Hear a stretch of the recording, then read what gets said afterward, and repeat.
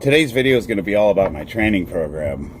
Right now, the goal of my training is to put on as much lean mass as I can and to make myself stronger. So basically, I want to add muscle and get stronger. I'm a power lifter, so my ultimate goal is to be able to lift as much as I possibly can. Well, more muscle will do that to you. So I'm going to go into how I train, why I train, and what I train. And if you find this helpful, do me a favor, hit that subscribe button. I'm really trying to grow this channel. I'm just slinging content out there, and I'm going to keep doing it until I find something that sticks. On to the video.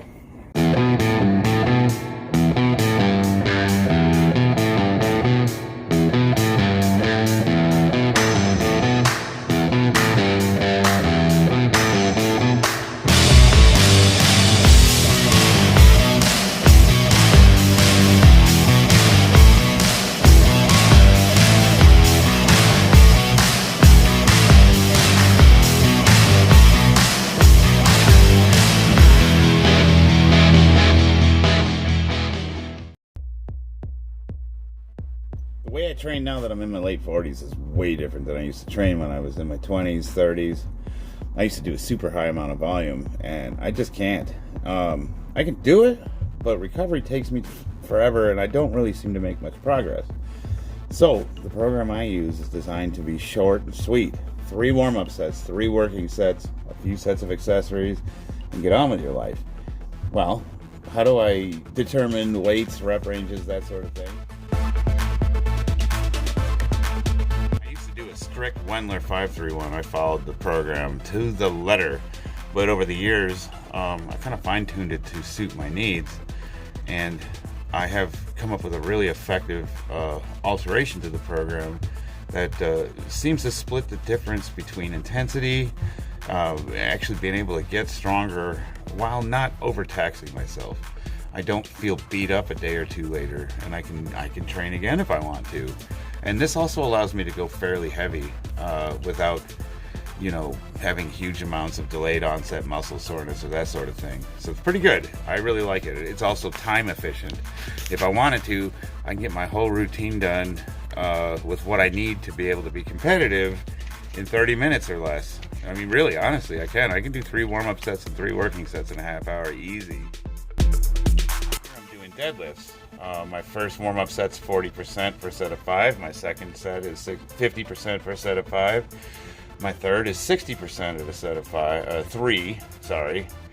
And then I go into my working sets. The working sets rotate rep ranges. Let me explain. So I rotate between a 5x5, so 5 sets of 5 for my working sets, 3x3, or heavy singles.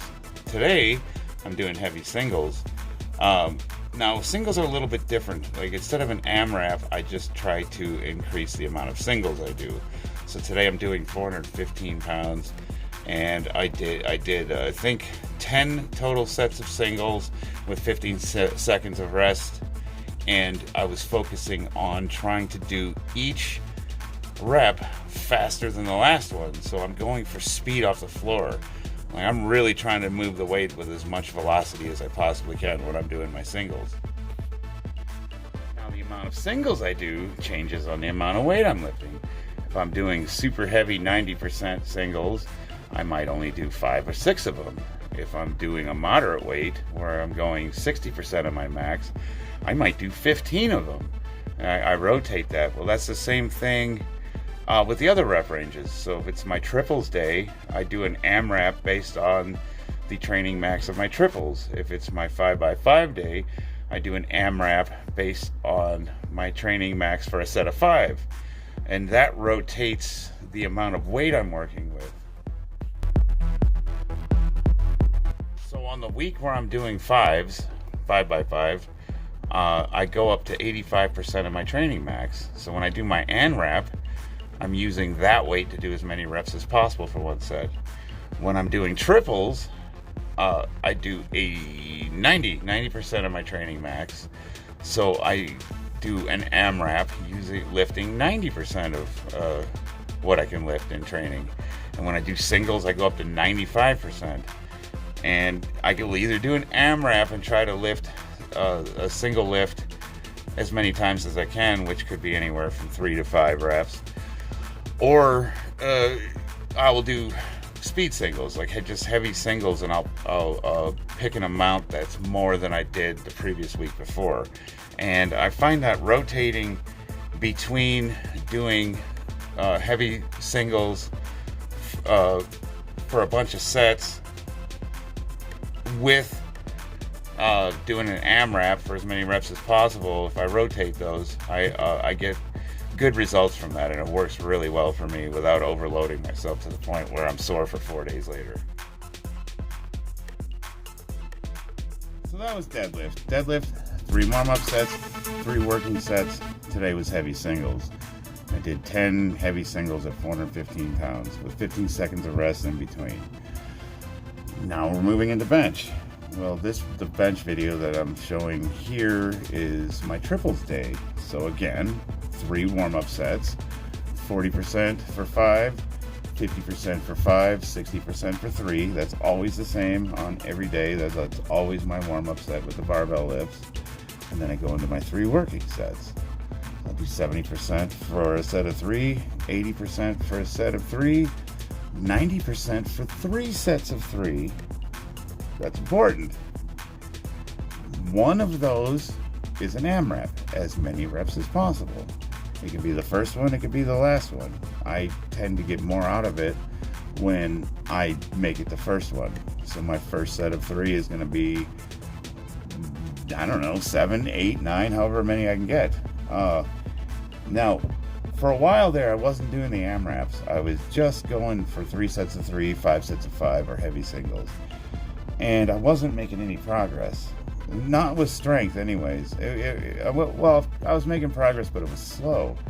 And then I was training with another person who was utilizing the Wendler 531, and he expressed to me that the AMRAP is like the key to it. He said, pretty much, if you do the AMRAP and then you do your accessory work, everything else is just gravy.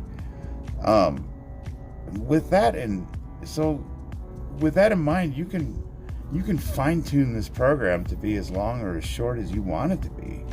If you're more into the bodybuilding stuff, get more hypertrophy work in, throw in a lot more volume and accessories. And if you want conditioning, you can add as many accessories if you want. If you want purely strength, you just do the standard program and follow it with some rigidity. And if your goal is to just really hammer out a workout because you're out of time and you just don't have all day to spend in the gym, you can literally just do 6 total sets and get on with your life and still make progress. But the AMRAP is the key. That is the most important set in the program. It's the one where all the magic's unlocked. Like, everything has its place, everything has its benefits, but if you really want to get the most out of this program, you have to do that AMRAP. That's where all the volume and intensity lies. Accessories is where I like to get creative. As you can see in this one, I threw the old slingshot on, and I did like 4 sets of 5 at 320 pounds. And I based that number off of there's a lot of variables. Why did I pick 320 pounds? I wanted to go heavier without adding too much volume in. But typically for accessories, what I'll do is I have a handful of exercises that will usually go with each barbell lift. So for example, bench might be close grip bench, might be incline, might be tricep pushdown, skull crushers, pull-ups, weighted dips. And I'll rotate those. I'll usually do one for like 4 weeks, and then I'll put something new in. Same line of progression. Now you can either do like the straight up boring but big, where you do like 5 sets of 10 at 50% of your training max, or I like to do reverse pyramids. And what's cool about reverse pyramids is, like, say, as I'm doing here, I'm doing close grip bench. Well, I've already got the barbell set up, and I have to strip the weights off anyways, so I'll put my block on, bring my grip in, and I'll do my reverse pyramid until the bar's stripped. And that's perfect, especially when you're in a hurry. You do your back off sets and you do your accessory sets, and you're out the door and all your weights are put away. It's a thing of beauty. That's why I love doing like barbell rows when I'm doing deadlifts because I already got the barbell on the ground. Squats, I like to do overhead presses because I already got the barbell on the squat rack. It's just, I guess it's a way of choosing lifts that complement the lift you're already doing because I'm too lazy to break new equipment out. But you don't have to do it that way. Accessories are exactly that, accessories, supplementation. They're not where you're getting the majority of your work from. They're to help your deficiencies. And doing squats. Again, start out with the barbell. Get everything nice and loose. I'm going to go full range of motion. Make sure nothing's hurting. Everything's moving right. And then I'll go into my 3 warm-up sets and 3 working sets. Now let's talk about training max. I say training max. 100% of your training max. Well, training max is whatever you want it to be. It can be 80% of your 1 rep max. I like to use 90% of my 1 rep max, which means if I can squat 500 pounds or I could bench 385 pounds, 90% of 385 is 347. So my training max is 347 pounds, and I will never exceed that. For all intents and purposes, 347 pounds is 100% of what I'm going to lift while I'm programming. I do that for several reasons. You don't want to be dipping into your maximum all the time. It's too taxing. It's too hard on your system. But you want to lift, and you also don't want to break form. You're not getting a lot out of a lift if you have to recruit a bunch of different muscles just to get the weight up. I don't know if you've ever seen a guy like try to squat, bench, or deadlift like as much as he's physically able to. Usually form is the first thing to go out the window. So if you stay at that 80-90% of your max, most people can do that while maintaining good and proper form. So that's important. It's a longevity thing. That's where injuries happen. If you're always trying to max out, you're going to hurt yourself. I guess I can't speak for you, but, especially for older lifters, just not a good idea. So when I say training max, that's also what I'm basing the rest of my percentages off. So if I say first set, 5 set of 50%, what am I saying?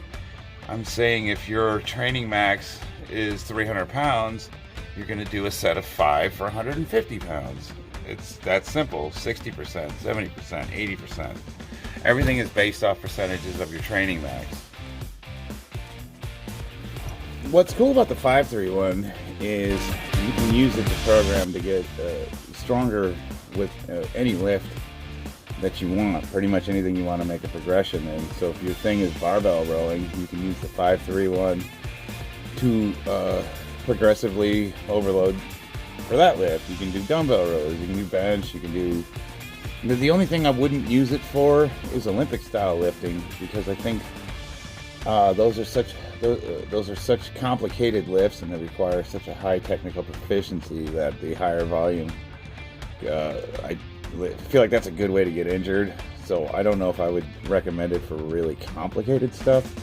But anything else, machines, I mean, if your thing is being able to press on a hammer strength machine, you can use the rep ranges and sets to get that stronger. You pretty much do anything. You can use it for sprinting, farmer's walks. It's a really versatile program. There's a bunch of different software you can buy. I use an app called Big Lifts 2. But if you just type Wendler 5/3/1 on the Play Store or wherever, it'll come up with a bunch of apps that have that built into it. And it takes all the fun out of it because basically you just input your numbers, like your max bench. You just plug that in and it programs your training maxes, your rep ranges. Mine does plate loading, so you program what plates you have, how many 45s, how many 35s, how many 25s, and it tells you literally what plates to put on. So it's great for dumb Marines like me who can't count.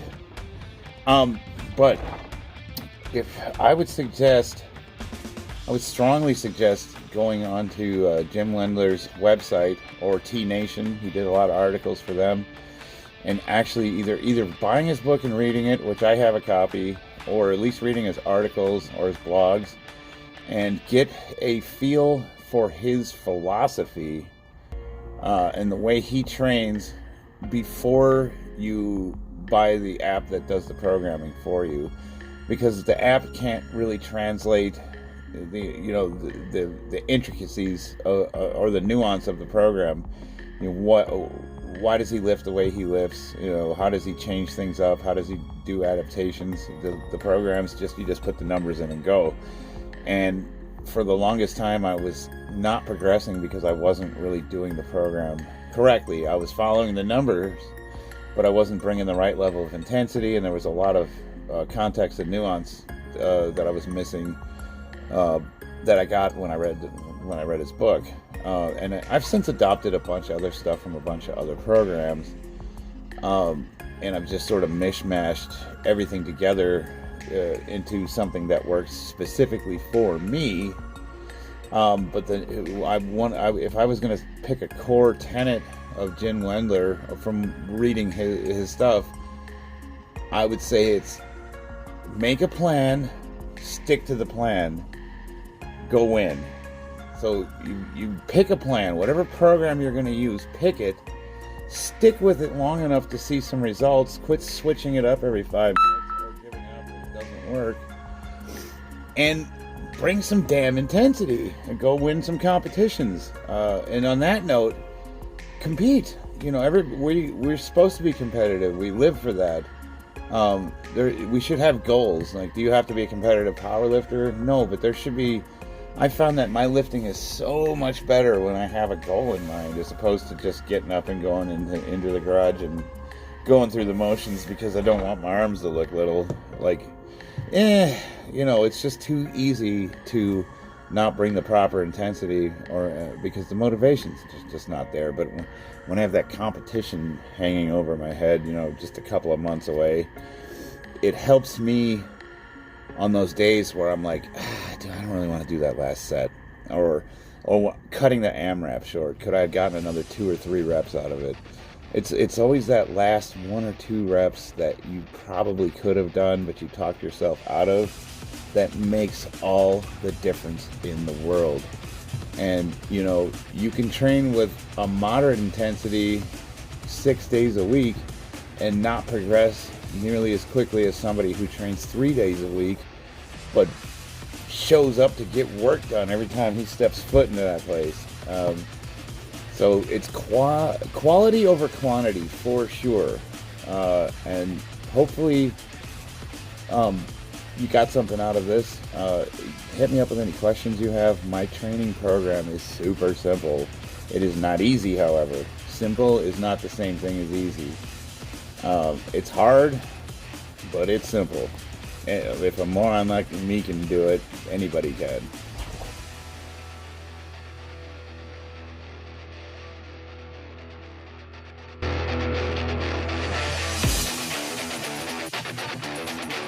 The hell have you done to get stronger today?